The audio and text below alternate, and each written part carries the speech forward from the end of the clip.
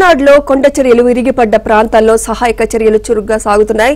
ఈ విషాదంలో మృతుల సంఖ్య నానాటికి పెరుగుతోంది. ఇప్పటివరకు 400కి పైగా మృతదేహాలను వెలికితీశారు. మరో 206 మంది గల్లంతయ్యారు.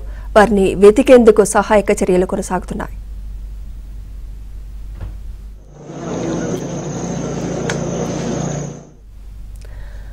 వరద ప్రభావిత ప్రాంతాలు, కొండ చర్యలు విరిగిపడిన చోట advance radars, drones, heavy machines ఉపయోగిస్తున్నారు రెస్క్యూ సిబ్బంది.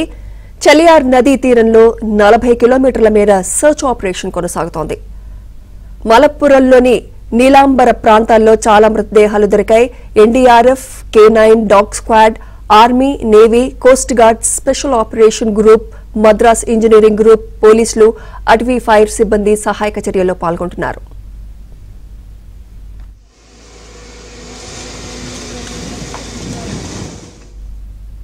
వరద విలయానికి 300కి పైగా గాయాలయ్యాయి. వారికి వివిధ ఆసుపత్రుల్లో చికిత్స అందిస్తున్నారు. 93 పునరావాస కేంద్రాల్లో 10,000 మంది ఆశ్రయం పొందుతున్నారన్నారు. కాగా ఇప్పటి వరకు 1100 మందిని రెస్క్యూ టీం రక్షించింది. ఇక వయనాడు ఘటనలో సామూహిక అంత్యక్రియల నిర్వహణకు ప్రభుత్వం ఏర్పాట్లు చేస్తోంది.